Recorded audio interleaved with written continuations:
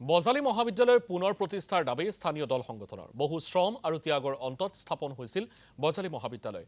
পাঠশালাবাসীৰ আৱেগ জড়িত হৈ আছে এই মহাবিদ্যালয়ৰ সৈতে। বিশ্ববিদ্যালয়লৈ উন্নীত হোৱা ভট্টদেৱ বিশ্ববিদ্যালয় স্থানান্তৰিত হ'ব আন সমষ্টিলৈ। সেই পুনৰ দাবী উত্থাপন হৈছে বজালী মহাবিদ্যালয় উভতাই দিয়াৰ ক্ষেত্ৰ পৰিসৰৰ ভিত্তিত শীঘ্ৰেই পাঠশালাৰ পৰা সৰভোগ সমষ্টিৰ মেধিকুচিলৈ স্থানান্তৰিত হ'ব বিশ্ববিদ্যালয়খন। ইতিমধ্যে মেধিকুচিত নিৰ্মাণ কাৰ্য আৰম্ভ হৈছে ভট্টদেৱ বিশ্ববিদ্যালয়ৰ। বজালী মহাবিদ্যালয়ৰ বিলুপ্তিৰ কথা কোনো পধ্যেই মানি ল'ব পৰা নাই বজালীবাসীয়ে।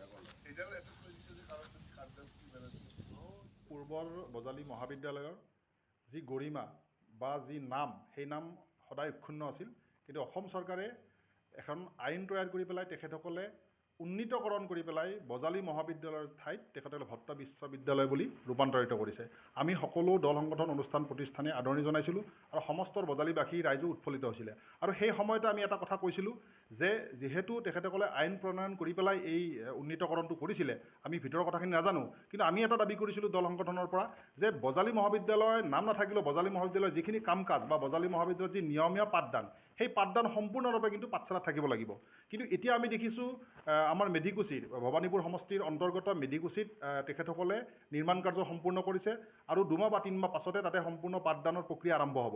আমি সকলোৱে আদৰণি জনাইছোঁ, আমাৰ অনুষ্ঠান এটা থাকিব লাগিব, আমাক অনুষ্ঠান লাগিব, কিন্তু তাৰ সমান্তৰালভাৱে যদি বজালী মহাবিদ্যালয় পূৰ্বৰ যদি গৰিমা নাথাকে, সেই নিয়মীয়া পাঠদান নাথাকে, তেতিয়াহ'লে কিন্তু এইটো দুৰ্ভাগ্যৰ বিষয় আৰু এইটো অসম চৰকাৰে হওক বা শিক্ষা বিভাগ হওক প্ৰত্যেকেই কিন্তু উদ্যোগ ল'ব লাগিব।